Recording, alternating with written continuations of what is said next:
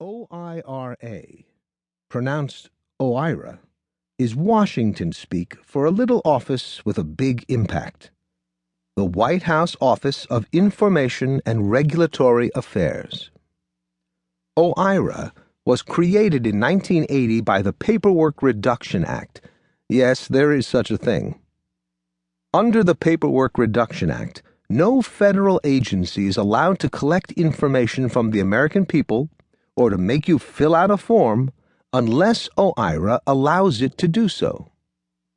In 1981, President Ronald Reagan gave OIRA an even more important role, which is to oversee federal regulation. By executive order, President Reagan also said, in a controversial and crucial provision, that regulatory action shall not be undertaken unless the potential benefits to society for the regulation outweigh the potential costs to society. He charged OIRA with responsibility for ensuring compliance with that edict. In that very year, I happened to be working as a young lawyer in the Department of Justice. By a stroke of luck, I was heavily involved in the legal work that established what has turned out to be OIRA's enduring role. I was even able to participate in the drafting of the all-important cost-benefit provision. For nearly 3 decades, heading OIRA had been my dream job. From 2009 to 2012, I ended up as administrator of OIRA. In that position, I helped to oversee the issuance of nearly 2,000 rules from federal agencies.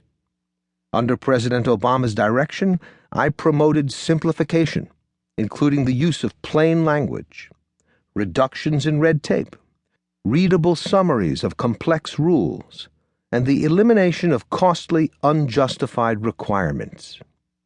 I argued in favor of the use of nudges, simple, low-cost, freedom-preserving approaches drawing directly from behavioral economics that promise to save money, to improve people's health, and to lengthen their lives. Also, under President Obama's direction, I promoted a disciplined emphasis on costs and benefits, in an effort to ensure that the actions of government are based on facts and evidence, not intuitions, anecdotes, dogmas, or the views of powerful interest groups. In this book, I describe the large-scale transformation in American government that took place while I was OIRA administrator. I explore initiatives designed to increase simplicity, some now in effect, others on the horizon, still others for the distant future. As we will see, initiatives of this kind can be used not only by governments all over the world, but by countless private organizations as well, including businesses, large and small, and indeed by all of us in our daily lives. Each of us can benefit from simplicity, and all of us can make things simpler. The cockpit. The OIRA administrator is often described as the nation's regulatory czar. That is a wild overstatement.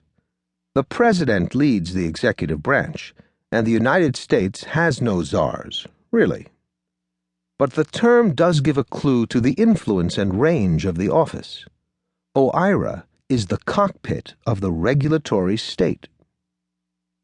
The office oversees federal regulations involving clean air and water, food safety, financial stability, national security, health care, energy, agriculture, workplace safety, sex and race discrimination, highway safety, immigration, education, crime, disability rights, and much more.